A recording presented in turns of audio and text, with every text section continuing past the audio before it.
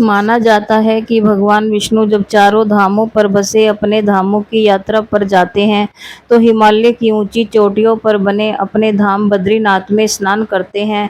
पश्चिम में गुजरात के द्वारिका में वस्त्र पहनते हैं, पुरी में भोजन करते हैं और दक्षिण में रामेश्वरम में विश्राम करते हैं। द्वापर के बाद भगवान कृष्ण पुरी में निवास करने लगे और बन गए जग के नाथ अर्थात जगन्नाथ। पुरी का जगन्नाथ धाम चारों धामों में से एक है। यहाँ भगवान जगन्नाथ बड़े भाई बलभद्र और बहन सुभद्रा के साथ विराजते हैं। हिंदुओं की प्राचीन और पवित्र 7 नगरियों में पुरी उड़ीसा राज्य के समुद्री तट पर बसा है। जगन्नाथ मंदिर विष्णु के 8वें अवतार श्री कृष्ण को समर्पित है। भारत के पूर्व में बंगाल की खाड़ी के पूर्वी छोर पर बसी पवित्र नगरी पुरी उड़ीसा की राजधानी भुवनेश्वर से थोड़ी दूर पर है। आज का उड़ीसा प्राचीन काल में उत्कल प्रदेश के नाम से जाना जाता था।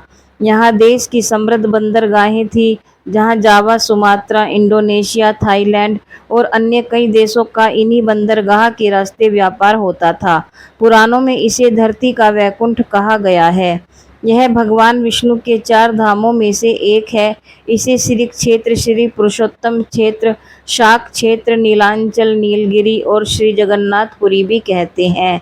यहाँ लक्ष्मीपति विष्णु ने तरह तरह की लीलाएं की थी। ब्रह्म और स्कंद पुराण के अनुसार यहाँ भगवान विष्णु पुरुषोत्तम नीलमाधव के रूप में अवतरित हुए और सबर जनजाति के परम पूज्य देवता बन गए। सबर जनजाति के देवता होने के कारण यहाँ भगवान जगन्नाथ का रूप कबीलाई देवताओं की तरह है। पहले कबीले के लोग अपने देवताओं की मूर्तियों को काष्ठ से बनाते थे। जगन्नाथ मंदिर में सबर जनजाति के पुजारियों के अलावा ब्राह्मण पुजारी भी हैं। ज्येष्ठ पूर्णिमा से आषाढ़ पूर्णिमा तक सबर जाति के दैतापति जगन्नाथ जी की सारी रीतियां करते हैं। पुराण के अनुसार नीलगिरी में पुरुषोत्तम हरि की पूजा की जाती है। पुरुषोत्तम हरि को यहाँ भगवान राम का रूप माना गया है। सबसे प्राचीन मत्स्य पुराण में लिखा है कि पुरुषोत्तम क्षेत्र की देवी विमला है और यहाँ उनकी पूजा होती है। रामायण के उत्तराखंड के अनुसार भगवान राम ने रावण के भाई विभीषण को अपने इक्ष्वाकु वंश के कुल देवता भगवान जगन्नाथ की आराधना करने को कहा। आज भी पुरी के श्री मंदिर में विभीषण वंदना की परंपरा कायम है। स्कंद पुराण में पुरी धाम का भौगोलिक वर्णन मिलता है। स्कंद पुराण के अनुसार पुरी एक दक्षिणवर्ती शंख की तरह है और यह 5 कोस यानी 16 किलोमीटर क्षेत्र में फैला है।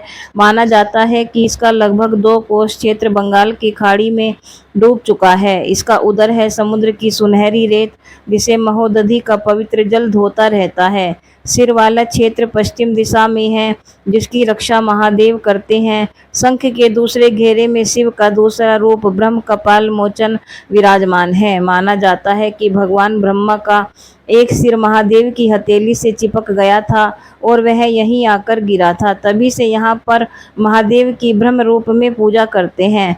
शंख के तीसरे व्रत में माँ विमला और नाभि स्थल में भगवान जगन्नाथ रथ सिंहासन पर विराजमान है। मंदिर का इतिहास। इस मंदिर का सबसे पहला प्रमाण महाभारत के वन पर्व में मिलता है।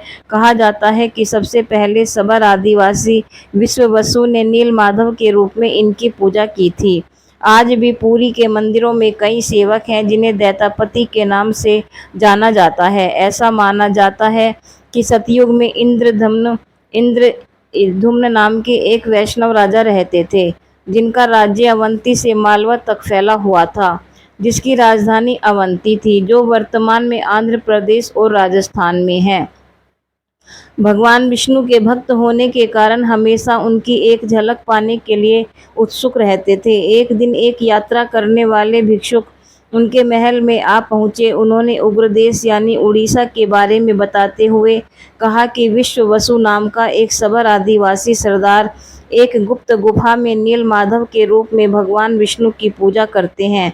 वे इसके बारे में सटीक स्थान या अन्य जानकारी नहीं दे सके, लेकिन राजा इंद्रद्युम्न भगवान विष्णु को देखने के लिए बेचैन हो गए। तब वह उग्रदेश का पता लगाने और विश्ववसु को खोजने की उत्सुकता हुई। उन्होंने महल के मुख्य पुजारी के भाई विद्यापति को आदेश दिया कि वह नील माधव की खोज करे। विद्यापति, जो पहले ही कई देशों की यात्रा कर चुके थे, उन्होंने राजा के आदेश अनुसार उग्र देश की तलाश में निकल पड़े। विद्यापति बड़ी लंबी यात्रा के बाद उग्र देश में पहुंचे। वह वहां के सबर सरदार विश्ववसु से मिले। उन्होंने अपनी पहचान और उद्देश्य को छुपाते हुए उनसे दोस्ती कर ली। वहां रहते हुए उनकी मुलाकात विश्ववसु की सुंदर युवा बेटी ललिता से हुई। जल्दी से उन्हें प्यार हो गया। फिर उन्होंने गुप्त तरीके से शादी कर ली। इसके बाद विद्यापति कुछ दिन अपनी ससुराल में रहे। उन्होंने ससुराल में रहते हुए देखा कि वे विश्ववसु आधी रात को बाहर जा रहे थे, फिर अगले दिन लौट रहे थे। उनके शरीर से चंदन और कस्तूरी की मीठी सुगंध निकल रही थी। विद्यापति ने जब ललिता से उसके बारे में पूछा तो पहले तो टाल गई, लेकिन कुछ देर बाद अपने पिता के निर्देशों के खिलाफ खुलासा किया कि उसके पिता नील माधव की पूजा करने के लिए जंगल में एक गुफा में जाते हैं। विद्यापति इसी जानकारी की तलाश में थे। उन्हें यह जानकर बहुत खुशी हुई। वे गुफा के स्थान को जानने के लिए उत्सुक हो गए ताकि वह इसके बारे में राजा इंद्रद्युम्न को बता सके। फिर उन्होंने ललिता से लगातार अनुरोध किया वे नील माधव को दिखाने के लिए गुफा की यात्रा की व्यवस्था करे। पहले तो ललिता ने यह कहकर मना कर दिया कि यह असंभव है, क्योंकि उसके पिता कभी सहमत नहीं होंगे। हालांकि कुछ झिझक के बाद उसने अपने पिता से इस संबंध में बात की। उनके पिता अपनी बेटी के अनुरोध को मानते हुए अनिच्छा से सहमत हुए। फिर यह निश्चित किया गया कि विद्यापति विश्ववसु के साथ आंखों पर पट्टी बांधकर जाएंगे। नील माधव को देखने के बाद उसी तरह वापस लौट आएंगे। चतुर विद्यापति ने इस अवसर का लाभ उठाया। गुप्त गुफा के रास्ते को याद रखने के लिए चुपचाप अपनी लंगोट के कोने पर कुछ सरसों के दाने बांध दिए। जैसे ही वह गुफा के रास्ते आगे बढ़े, वैसे वैसे वह सरसों के दाने गिराते गए। वहां पहुंचकर जब विद्यापति ने नील माधव को देखा तो विद्यापति की आंखें खुशी से चमक उठी। उनका लक्ष्य और उद्देश्य पूरा हो गया था। नील माधव की आराधना में कुछ समय लगाकर वह लौट गए। कुछ समय बाद ललिता को विदा लेते हुए जल्दी वापस लौटने का वादा किया। उसके बाद विद्यापति अवंती वापस लौट आए। अवंती पहुंचकर विद्यापति ने इंद्रद्युम्न को अपने निष्कर्ष बताए, जो उत्सुकता से उनकी प्रतीक्षा कर रहे थे। इंद्रद्युम्न ने कोई समय नहीं गंवाया। फिर हमेशा के लिए भगवान विष्णु की पूजा के उद्देश्य से नील माधव को अपने राज्य में लाने का फैसला किया। राजा इंद्रद्युम्न ने अपनी सेना के साथ उग्र देश पर आक्रमण की आवश्यक तैयारी की। इंद्रद्युम्न ने उग्र देश पर आक्रमण किया, फिर विश्ववसु को कैद कर लिया। तब विश्ववसु को विद्यापति की चालाकी का पता चला। राजा ने विश्ववसु से नील माधव को दिखाने के लिए गुफा में ले जाने को कहा, जिसे विश्ववसु ने साफ इनकार कर दिया। इसी बीच बारिश का मौसम शुरू हो गया था। विद्यापति के द्वारा फेंके गए सरसों के बीज गुफा के रास्ते में पीले फूल दे रहे थे। फूलों के रास्ते पर चलकर इंद्रद्युम्न को गुफा तक पहुंचने में कोई दिक्कत नहीं हुई, लेकिन जब वे वहां पहुंचे तब नील माधव अंतर्ध्यान हो चुके थे। राजा निराश हो गए। गुस्से में पूरे उग्र देश को घेरने का फैसला किया। अचानक एक तेज सूक्ष्म आवाज आई, हे राजन, आपने मेरे प्रबल भक्त विश्ववसु को कैद करके घोर अपराध किया है। इस संसार में मैं तुम्हें नील माधव के रूप में दर्शन नहीं दूंगा। विश्ववसु को तुरंत रिहा करो।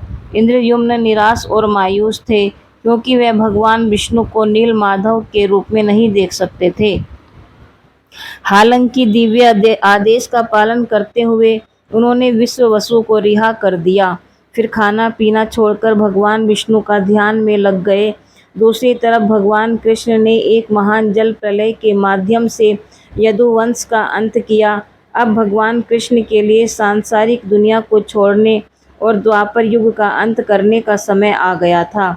इस प्रक्रिया में वह द्वारिका के पास के जंगलों में भटक रहे थे, जब जारा सवर नाम के एक आदिवासी शिकारी ने उन्हें अनजाने में हिरन समझकर अपनी तीर से मारा। जब जारा को अपनी गलती के बारे में पता चला तो वह रोने लगा। उसने भगवान कृष्ण से क्षमा करने के लिए कहा।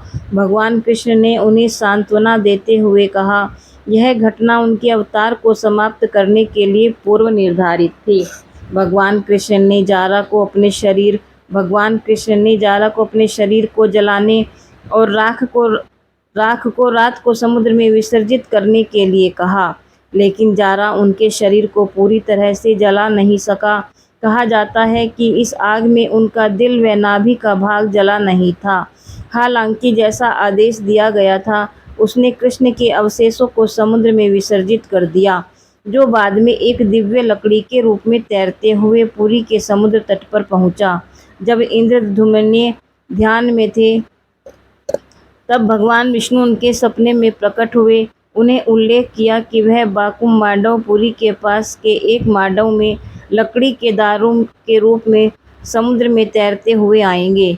उसमें से अपने स्वयं का रूप और छवि बनाएंगे। इंद्रद्युम्न जैसे ही जागे तो वे बाकुम मांडव पहुंचे। शुभ संकेत के साथ इंद्रद्युम्न को पवित्र लकड़ी का दारू दिखाई दिया।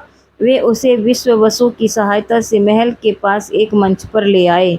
भगवान विष्णु की मूर्ति को तराशने के लिए कई अनुभवी बढ़ई और मूर्ति को लगाया गया, लेकिन कोई भी भगवान विष्णु की छवि को तराश नहीं पाया। राजा इंद्रद्युम्न चिंतित थे कि कैसे भगवान विष्णु को आकार दिया जाए। राजा इंद्रद्युम्न की चिंता के समय ही एक बूढ़ा व्यक्ति महल में आया, जिसने अपने आप को अनंत महाराणा बताया, जिसे दिव्य बढ़ई विश्वकर्मा माना जाता है। उन्होंने राजा को भरोसा दिलाया कि वह मूर्ति निर्माण कर सकते हैं, लेकिन कुछ शर्त पर कि वह मूर्ति को 21 दिन में बनाएंगे। वह इसे अकेले ही बनाएंगे। जब तक वह अपना काम पूरा नहीं कर लेते, तब तक उन्हें कोई भी परेशान नहीं करेगा, ना ही कोई महल के अंदर प्रवेश करेगा। राजा इंद्रद्युम्न ने उसकी शर्त मान ली। फिर उस बूढ़े ने महल का दरवाज़ा बंद करते हुए काम करना शुरू कर दिया। लोगों को सिर्फ हथौड़ी छेनी की आवाज़ें सुनाई देती थी। इस तरह 2 हफ्ते बीत गए। फिर उन्हें एक दिन कुछ भी सुनाई नहीं दिया। रानी गुंडीचा उत्सुक और बेचैन हो गई। उन्होंने सोचा कि बूढ़ा आदमी बिना भोजन और पानी के भूख प्यास से मर गया होगा। रानी ने इंद्रद्युम्न से उस बूढ़े व्यक्ति को बचाने का आग्रह किया। इंद्रद्युम्न ने अपनी इच्छा के विपरीत दरवाज़ा तोड़ दिया। जब राजा ने अंदर प्रवेश किया तो देखा कि बूढ़ा कारीगर गायब हो गया था, जो अपने पीछे आधी बनी 3 मूर्तियां छोड़ गया है। इंद्रद्युम्न ने वादा तोड़ने के अपने कृत्य के लिए पश्चाताप किया। फिर अपने जीवन को समाप्त करने के बारे में सोचा। तभी एक सूक्ष्म आवाज़ ने घोषणा की, हे राजन, आपने अपना वादा तोड़ दिया है, समय से पहले दरवाज़ा खोल दिया है। अफसोस न करें, अब मैं स्वयं को इसी रूप में भक्तों के सामने प्रकट करूँगा। मेरी यथाविधि स्थापना करो और पूजा करना शुरू करो। भगवान विष्णु के आश्वासन पर इंद्रद्युम्न ने नीलांचल पर्वत पर एक भव्य मंदिर का निर्माण कार्य शुरू किया। मंदिर के अभिषेक और जगन्नाथ जी की स्थापना के लिए वह अपनी रानी गुंडीचा के साथ ब्रह्मलोक गए। उन्होंने भगवान ब्रह्मा को आमंत्रित किया। जब इंद्रदेव और गुंडीचा ब्रह्मलोक पहुँचे तो भगवान ब्रह्मा गहरे ध्यान में थे। ऐसा कहा जाता है कि ब्रह्मलोक में एक दिन मृत्युलोक के 1 युग यानी मिलियन वर्ष के बराबर होता है। उन्होंने तब तक प्रतीक्षा की जब तक भगवान ब्रह्मा ने अपना ध्यान समाप्त नहीं किया। फिर उन्होंने भगवान ब्रह्मा से मंदिर को पवित्र करने और जगन्नाथ की स्थापना करने का अनुरोध किया। भगवान ब्रह्मा ने निमंत्रण स्वीकार किया। वे उनके साथ नीलांचल गए। जब वह लौटे तब तक 1 युग बीत चुका था। इस लंबी अवधि के दौरान इंद्रद्युम्न के द्वारा निर्मित मंदिर रेत से ढका हुआ था। एक नया पौराणिक राजा काला माधव उसके राज्य पर शासन कर रहे थे। एक दिन जब काला माधव अपने घोड़े पर यात्रा कर रहे थे, तब घोड़े का खुर मंदिर के शिखर से टकरा गया। उसने उस जगह की खुदाई करवाई, फिर मंदिर का पुनरुद्धार किया। दूसरी तरफ जब इंद्रद्युम्न भगवान ब्रह्मा के साथ वापस लौटे, तब उन्होंने काल माधव को अपने राज्य पर शासन करते और मंदिर के मालिक के रूप में दावा करते हुए पाया। उनके बीच विवाद हो गया। उन्होंने भगवान ब्रह्मा से मध्यस्थता करने का आग्रह किया। भगवान ब्रह्मा के पूछताछ करने पर यह स्पष्ट हुआ कि इंद्रद्युम्न ने वास्तव में मंदिर का निर्माण किया था, लेकिन काल माधव ने इसे बचाया था।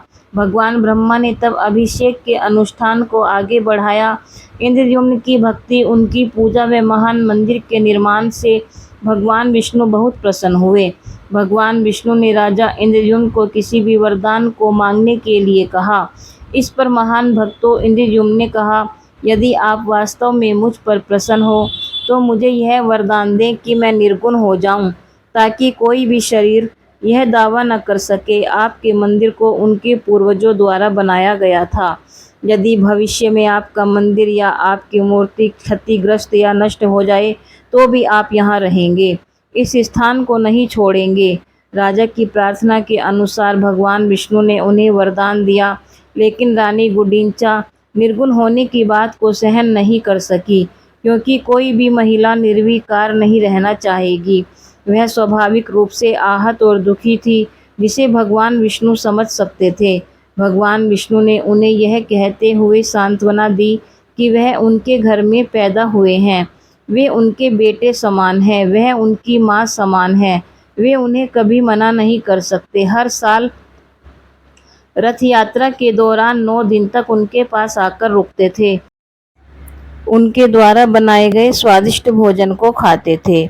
इसलिए रथ यात्रा के दौरान भगवान जगन्नाथ बलभद्र, सुभद्रा और सुदर्शन चक्र के साथ गुंडीचा मंदिर जाते हैं, वहां 9 दिन बिताते हैं। रानी गुंडीचा जो देवकी नहीं है, यशोदा भी नहीं है, बस उस कान्हा ने उनसे वादा किया था, इसलिए हर साल अपना वादा पूरा करने आ जाते हैं।